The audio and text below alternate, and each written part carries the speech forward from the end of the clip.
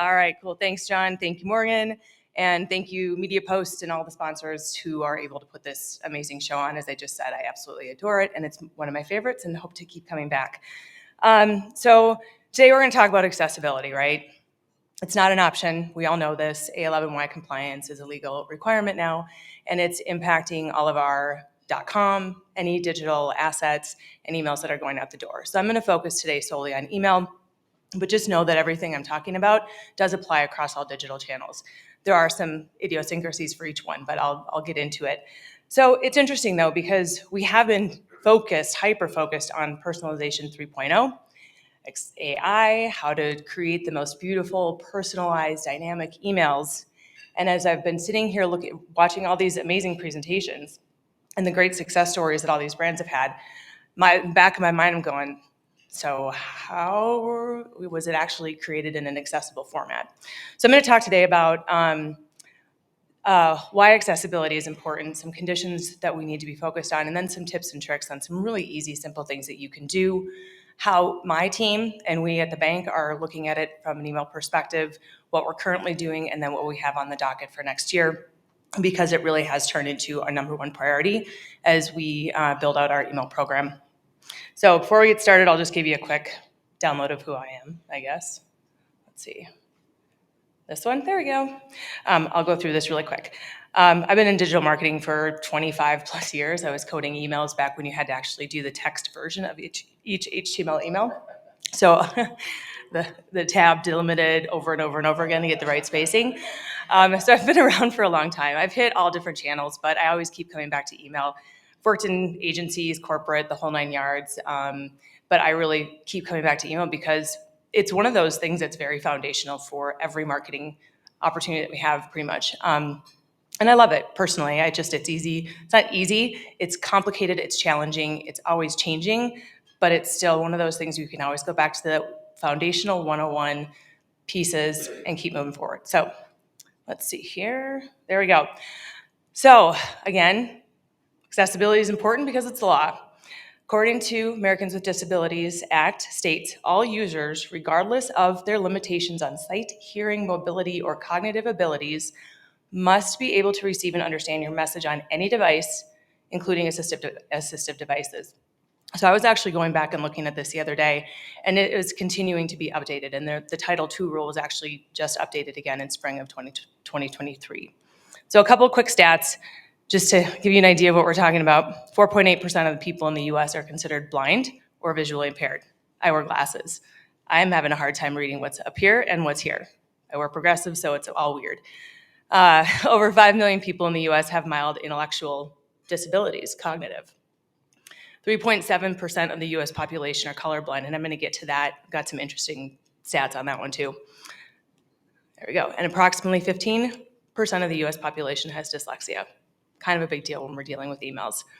And then also non-compliance, you can get some severe fines if anybody sues you. I know I don't have the stats off the top of my head, but as I was going through this, there's been an increase in lawsuits over accessibility and A11Y compliance over the course of the last 3 years. And I want to say they've been increasing around 20 to 30% every year. So just keep that in mind as you're designing. So,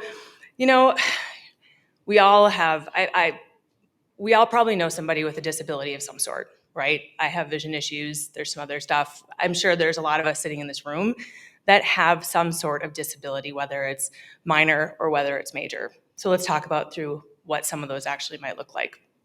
Visually impaired, right? I've already said that once. Color blindness, low vision. People have sensitivity to brightness and different colors. Lighting can change everything in how you're looking at something.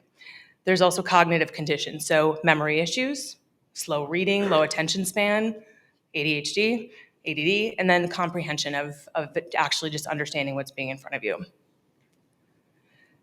Speech, vocal constraints. For email specifically, it doesn't really have any impact because they're not speaking to us.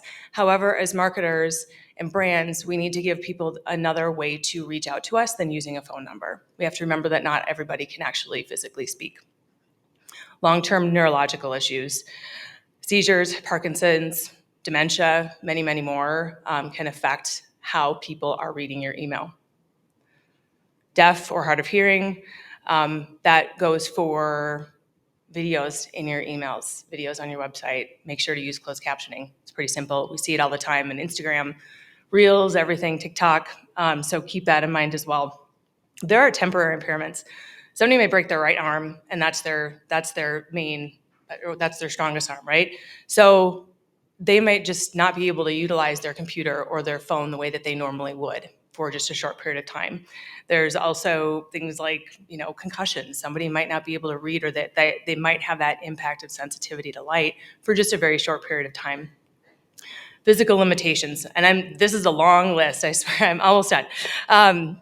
There is limited motor control, tremors, paralysis. I have a friend who's one of the smartest people I know, and she shakes. And it's when she is trying to text, her whole hand is shaking and her phone is shaking. No other issues. That's just something that she has to live with every day. There's also environmental conditions. It's not a physical condition, but imagine you're sitting in a very loud building, or very light or too dark, and so you're having a hard time reading what's actually sitting in front of you. Like I've already said, I've got lights coming on me. That's an environmental condition that I didn't actually consider when I was typing up my stuff. So essentially, some of these might be pretty minor. Some of them are pretty extensive. But as email marketers, it's our responsibility to understand and to make sure that our emails are readable and understandable for everybody. So now that we have an idea of who may be in our audiences, let's talk about designing for them. Because really, quite frankly, at the end of the day, accessibility is better user experience for every single one of us in this room. So I'm going to walk through some high-level, pretty easy things you can do, and then some things that we have done as well. Let's see if how do I go back? My animation's not working. I did have a really cute little animated GIF on here. I swear to God. All right, so animated GIFs. That was really cool. Oh, I'm bummed it's gone. Anyway, but either way, any animated GIFs, we all love them, right? We all use them. It's a really way to add some creativity to our emails and what we're designing for. But while they might actually look really cool and do really fancy things, they are inherently inaccessible and can cause actually some pretty severe issues. So we want to make sure and use them very sparingly and very carefully. So stay away from blinking and flashing. Give users a way to pause the animation if they don't want to see it. This was an interesting fact that I found, is using red in an animation can actually cause seizures. So make sure and try and steer clear of that if you can. But then also just make sure that it's a smooth transition from screen to screen, and it's not moving too fast if you are going to be using animations. The stat here says basically there's an estimated 3 million people in the US who have epilepsy, which that's a large portion of our population. And those people everybody here is our customers, right? And so we need to make sure that we are taking care of them as well. So next up, there we go. Colors, contrast, embedded text, and images. That has been like the theme of every email that I've seen over the course of the last 2 days. Not a bad thing, but we also have to make sure that we're designing those beautiful images that people spend a lot of time on, and make sure that they are properly coded on the back end. Simple things like alt text, right? That can go a long way. So all three of these actually work together, and honestly, I think I could do an hour presentation on each one of these. I pulled them all together because they all actually work together. So you can see here, this is one of our emails. We are off the mark with at least 2 out of 3 on here. I do know that we had alt text on the back end because that's what my team does. We have to make sure that we're good. But you can see here, there's this great image and there's very little color contrast. And I'm sure that you cannot read the white copy within the image. I can't, even when I'm looking at it on my phone.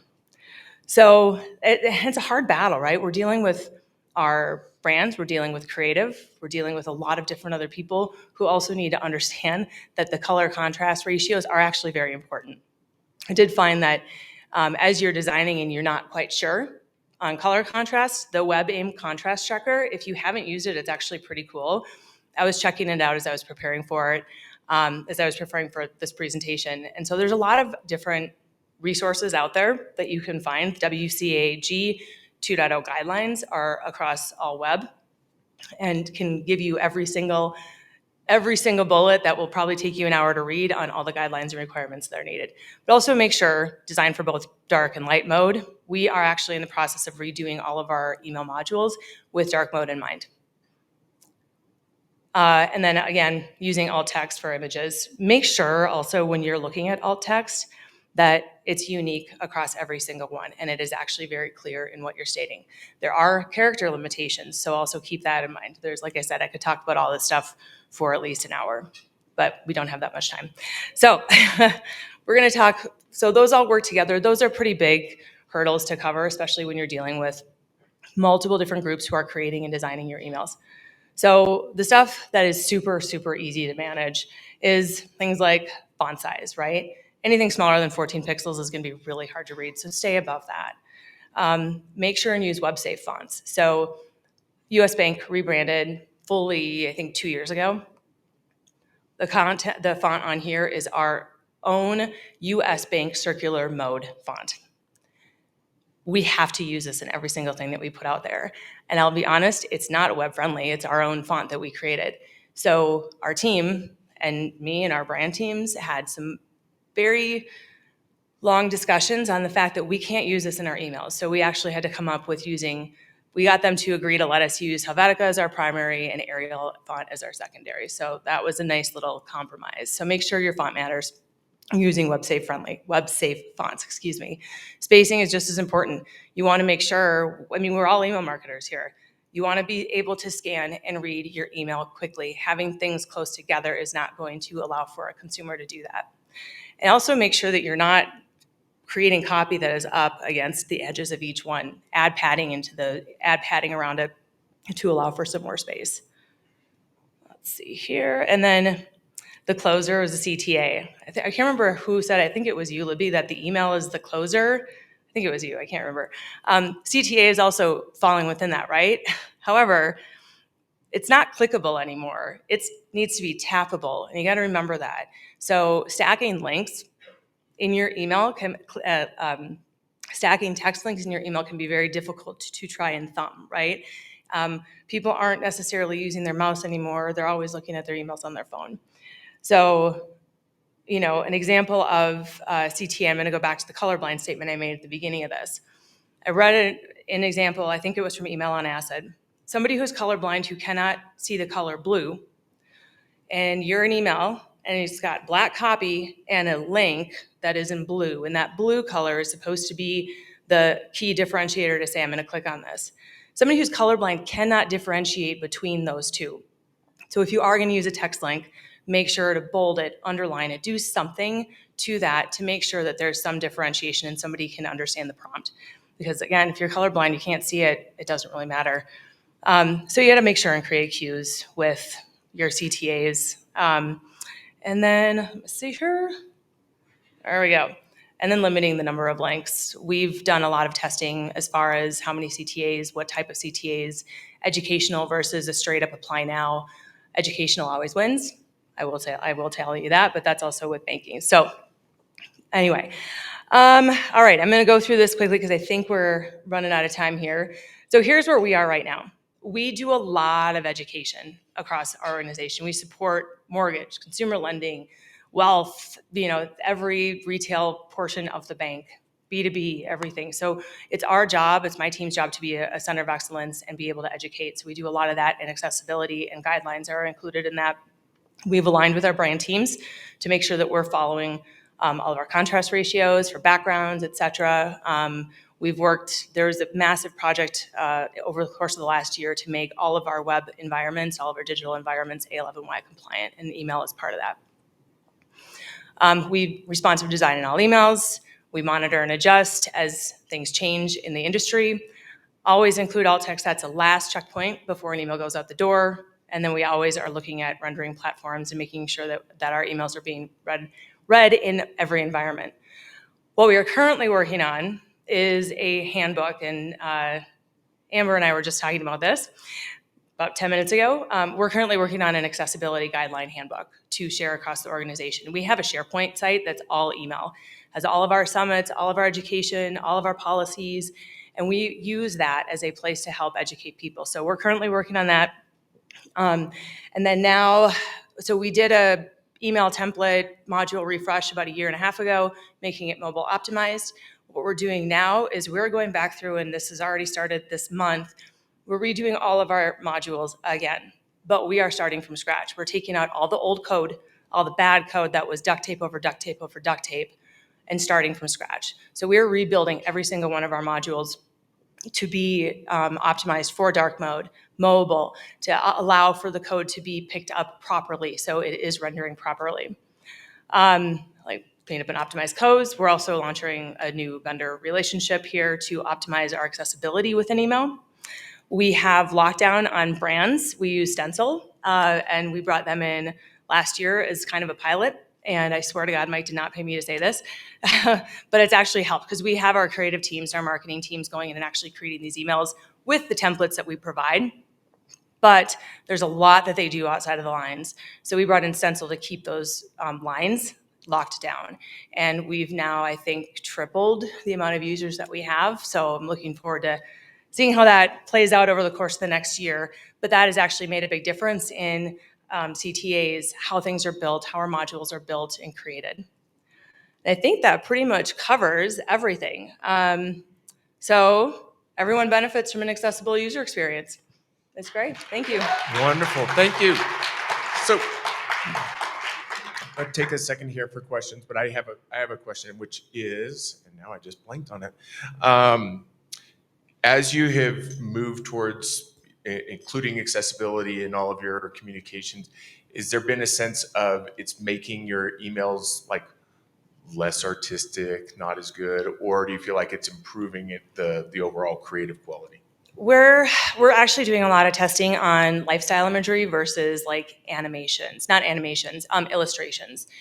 And so that's a great question because it's a hard line to find, right? It's how can you balance the beautiful imagery, especially for most of you in the retail space, and being accessible. So it's kind of finding that compromise, I think, in between, but which is why we're redoing our emails and we're redoing our modules again because they're starting to get stale. So we're just continuing to update as we go. Hi, Sarah. Ryan Egley from Victoria's Secret. First of all, like, really appreciate your presentation. I think a lot of us just really don't consider a lot of these, so it was really great to ground us in expectations. Not sure if you have any advice for me, but we feature a lot of product recommendations in our emails that are basically scraped from our website. How do we include alt text that is meaningful and, like, because it's dynamic? Do we just say image of a product? Like, do you have any sort of guidance to help us in that? Oh, that's a great question, actually. Probably somebody on my development team might have a better answer. But I would honestly, if you're trying to, if you can put the alt text in prior to the dynamic, within the background, you can look at something like, excuse me, product recommendation for you or something like that. I mean, I'm just kind of spitballing here, but it's a great question and something that definitely should be looked into. But I would actually talk with somebody on your web team because there might be a way to see if it's being scraped, if that alt text is coming over within the email. If it's not, then you have to have something in there that's a little bit generic, but not super generic, but also a little bit unique to each one. I even liked your spitball answer, so appreciate it. Thank you so much.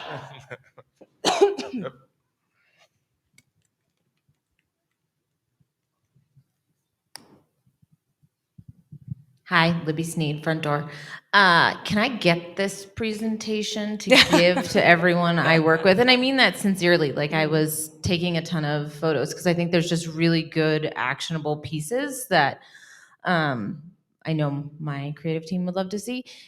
If you could, is there like one or two things that you would recommend people focus on first?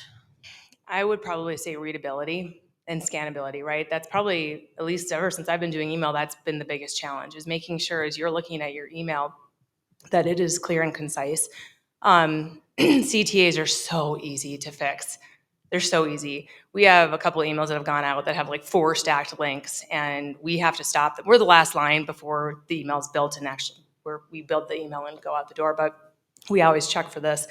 And we'll have to go back and say, hey, we're not sending this, it's not accessible. So I think call to action, and testing out kind of, not copy heavy, not super image heavy, and just looking at the layout as well. Wonderful. Cool. Thank you so much, Sarah. Yeah.